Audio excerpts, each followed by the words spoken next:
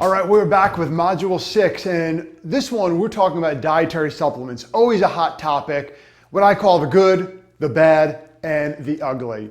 And this is one of my favorite pictures here. This image is basically what we're facing in America today, especially with athletes, with kids. Everyone wants to take a supplement, looking for that quick fix, looking for that magic bullet. Unfortunately, it's not there, but it is a really big industry. It's over a $35 billion industry and growing by leaps and bounds right now. And as we know, athletes are particularly vulnerable by the hyped claims that come along with supplements. When I was younger, when I was in sports, I remember I took a lot of supplements as well. I read all the magazines and I looked at all the marketing and everything. And I remember at one time when I was in high school, there was a supplement that was popular, and it turned out it was boron, which is a mineral. And well, it was purported to increase testosterone levels and of course marketed to high school boys, the last group of individuals who needs increased testosterone. Well, it turns out that the marketing was great, and I fell for it. I know my brother fell for it as well. Well, it turns out there was this one research study that continued to be included in all the advertisements. Well, as I got a little bit older and learned what research really was, I looked into that research study curious because that particular supplement really fell off the popularity train. And it turned out that the study showed that boron increased testosterone. Fantastic. However, the population in this research study was postmenopausal rats. Not exactly males or teenage males for that matter, which again, hence the reason it fell off the popularity train, because it didn't really increase testosterone like it was marketed to. But we keep seeing this over and over again. That was the popular one in the 90s. And then of course, over time, there's been other supplements that have been hyped up and not made the claims or not actually did what the claims were. So let's talk about some supplements that actually have some merit. The question when we think about supplements across the board is, are they safe? Are dietary supplements safe? And safe can mean a number of different things, depends on what population you're talking to. The one thing to remember with dietary supplements is they do not need pre-market approval from the FDA before they are actually marketed, except in the new case of new dietary ingredients. And having been involved with various supplement companies over the years, from everything from working with them as an educator to writing for them and so on, I've kind of learned a lot of the ins and outs of the supplement industry. And as we know, of course, companies and businesses are trying to make money. No problem with that at all. That's the job of a business. But the other problem with that, sometimes with some supplement companies who may not be having the best practices, is they're trying to get their ingredients out there because of course they want to be the first to market. When you're the first to market, with the claims that are made, you can of course make big profits. But reputable companies certainly make sure there's some solid science behind them to make sure that the claims they are making actually make sense. It's not always the case, unfortunately, with a lot of different supplement companies out there. It's not to knock the supplement industry. There are some great supplement companies out there, and that's important to remember. But again, with supplements and ingredients not needing pre-market approval, we need to make sure we're keeping an eye on what's out there, what's available, what's marketed. So, sales of performance supplements specifically are about $9 billion a year. I mentioned overall it's over $30 billion a year. So relatively speaking, this is about a third of the overall industry is performance supplements specifically. Over 8% of high school athletes in one survey showed that they take supplements. To be honest, it's probably even higher than that. What's interesting to me is this third bullet here. 75% of athletes don't know how much of a particular supplement they are taking, or reportedly took more than the recommended dose. And this isn't surprising. I fell for the same thing myself. If some is good, you think, of course, more is better. If this 1 teaspoon is good of something, then 2 teaspoons or 3 is even better than that. And that, unfortunately, could take you down a path, potentially could be harmful. And then the other piece to this puzzle, when we look at this survey, is the primary source of information was coaches and teammates. Not to say coaches and teammates don't know anything. Some coaches are really highly educated. Hopefully they're watching information like this and getting some true information out there. But sometimes teammates, again, they're falling for marketing and, oh, this product worked for me.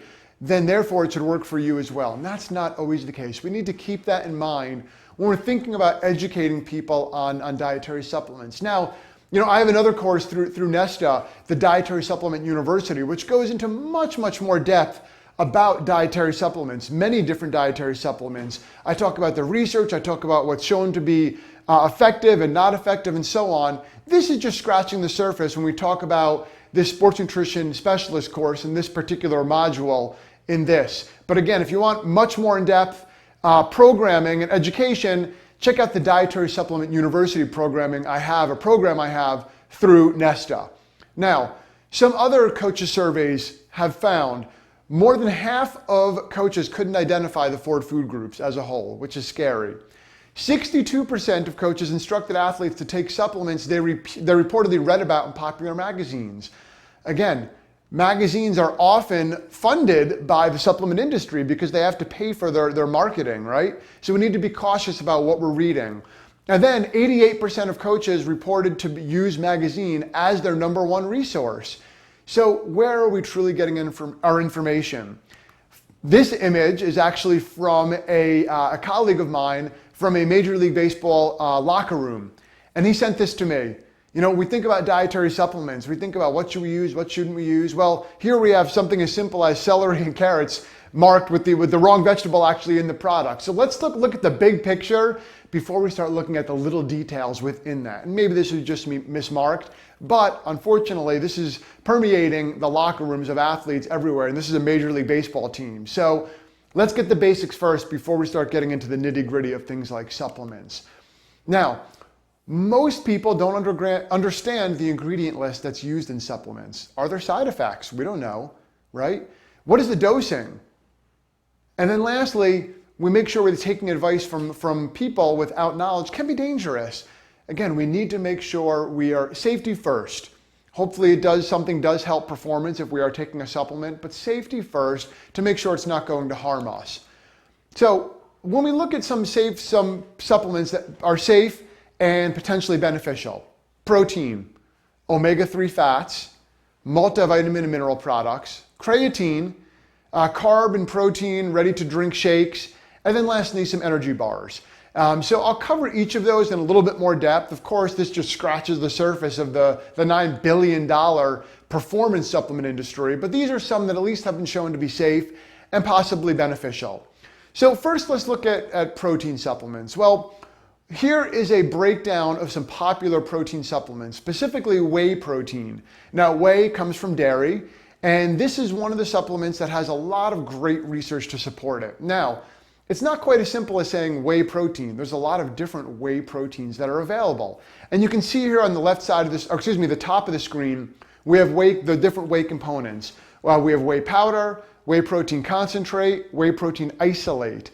As we go to the different, from powder to isolate, you could see the percentage increases of whey protein in there.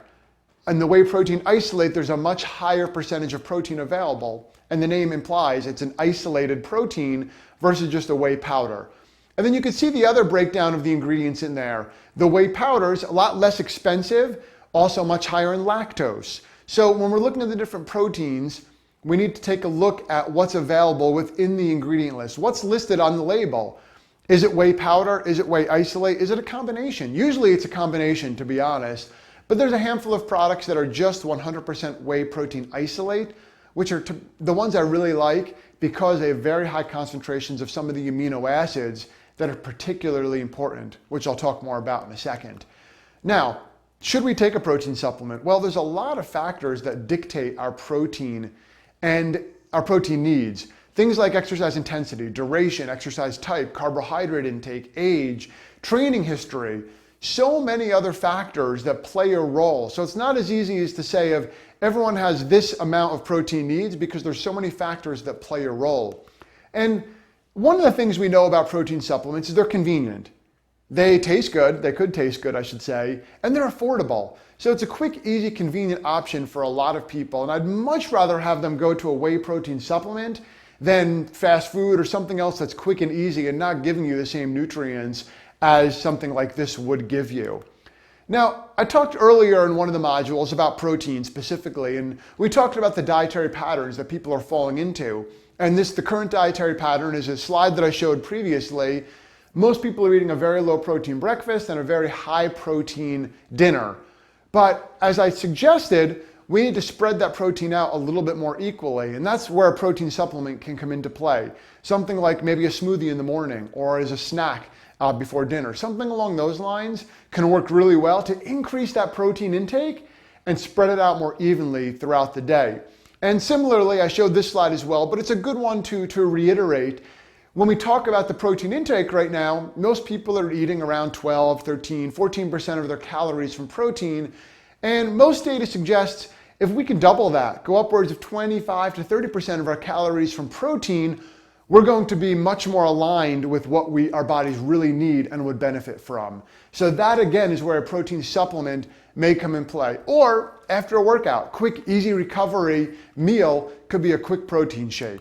Now, I mentioned the importance of something like whey protein isolate and some of the benefits of whey protein. Well, leucine is one of the amino acids that's particularly high in whey protein isolate. And as you can see here, there's a list of some of the foods and supplements that are higher in leucine.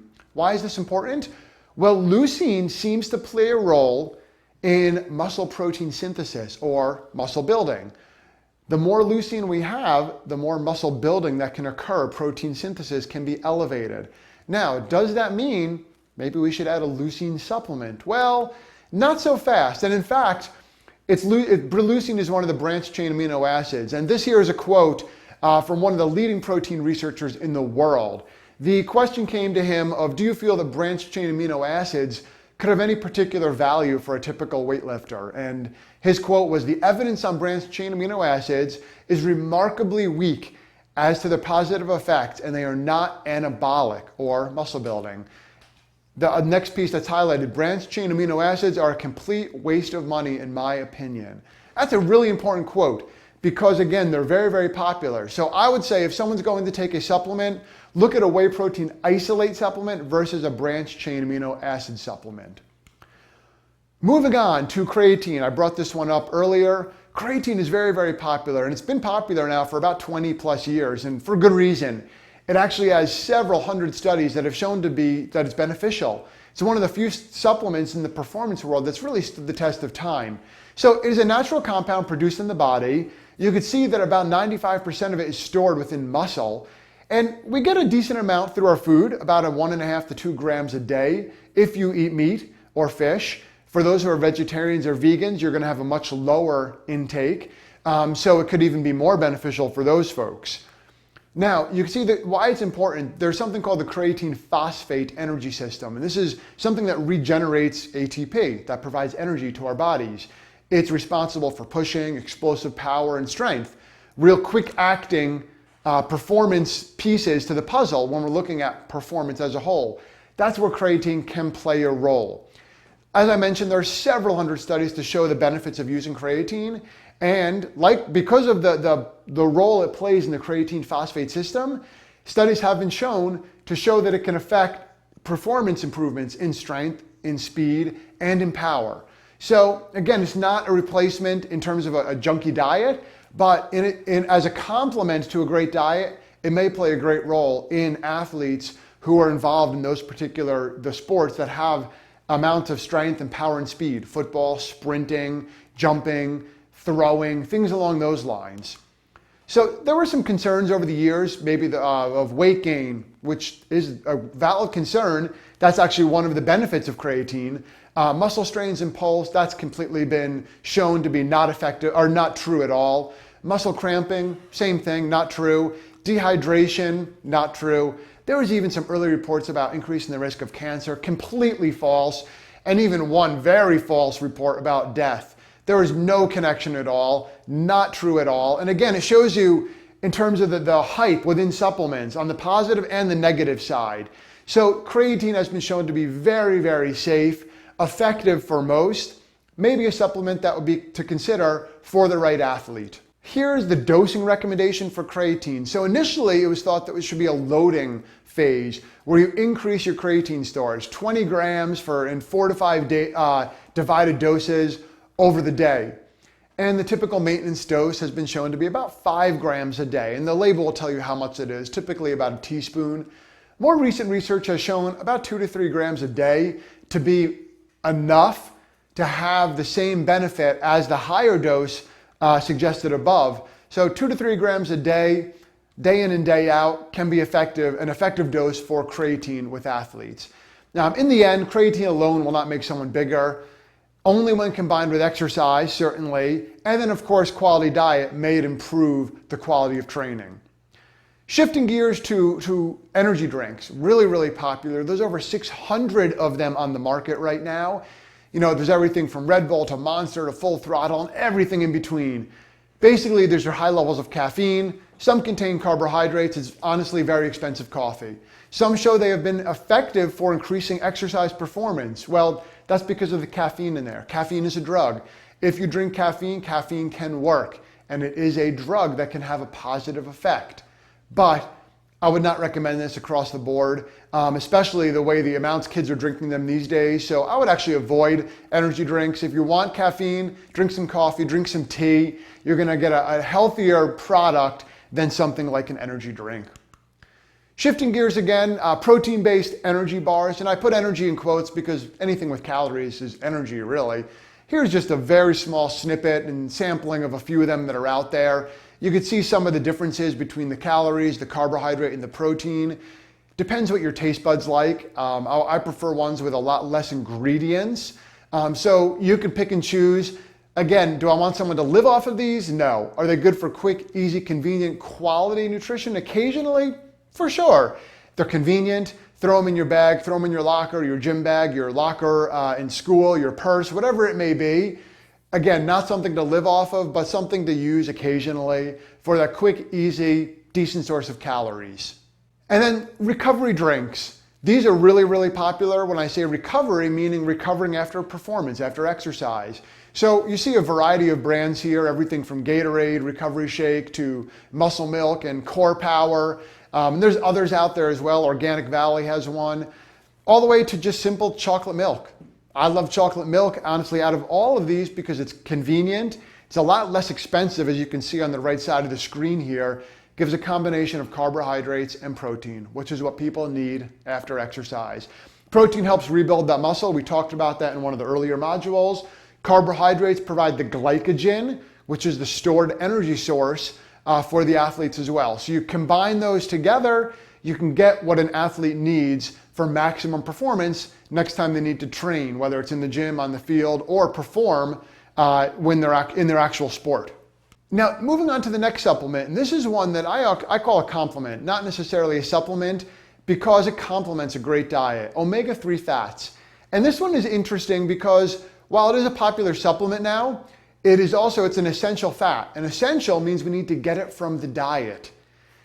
We need to get it from the diet because our bodies don't make it. So one, it may help with recovery when we think about performance or recovery for athletes. It may decrease inflammation, may have some possible anabolic effects. I put that in italics, may help with concussion prevention or at least protection and recovery. And the goal is to aim for about a minimum of 500 milligrams of EPA and DHA. And you can see the label on the right side of the screen here. When you look at omega-3 supplements, they're going to break it down into further details, what an omega-3 is. EPA and DHA, when you see those numbers on that label, we want to aim for a minimum of 500 milligrams total between EPA and DHA per day. Honestly, some data suggested up to 3 grams might be beneficial. Personally, that's what I take. But research shows anywhere from 500 milligrams up of EPA and DHA. So depending what the goals are of the athlete, of the person, there are some data even with fat loss that it may help with fat loss. So a lot of great data here, but particularly because of health. At the end of the day, recovery, health, omega-3 fats play a big role in both of those. Moving on to multivitamin, multiminerals, and I'm kind of glancing the surface. As I mentioned, the Dietary Supplement University course goes into much more depth on all of these, but just scratching the surface on some of the popular products that are out there. A basic multivitamin, multimineral product, in my mind, is a good idea. It's a good idea because most people aren't eating a great diet, and this is kind of almost an insurance policy, for lack of a better term. You don't need anything crazy. There's the mega men, million men, whatever else is out there with loads and loads, thousands of percentages of the RDA of vitamins and minerals. But this is simply looking for 100% of the RDA would be useful. Just the kind of a reassurance that you're getting the multivitamin and minerals that you need day in and day out. Again, it's a complement, not a replacement for a quality diet. You know, one to look for, you can look for something called consumerlab.com, which is a great website to show you what a reputable product could be. Some other resources for reliable supplements, you see a list here, ncaa.org, if you're working with collegiate athletes or pro athletes, to make sure that their products are not on the banned substance list. Informed Choice is another great one. National Institutes of Health, and then again, consumerlab.com are all great resources for quality dietary supplement information. Again, if you're working with collegiate athletes, pro athletes, it's particularly important that you make sure that the supplements that the athletes are taking are completely on the banned list, are not on the banned list, but on the banned free substance list, to make sure that they don't have any ingredients in there that could come up positive on a drug test. So that's really, really important. But then, as I had mentioned, Dietary Supplement University is a program I created and that Nesta offers as well, is a great complement and adjunct to this program to make sure that athletes get and you have the information you need about dietary supplements. Thanks so much. I'll see you at the next module.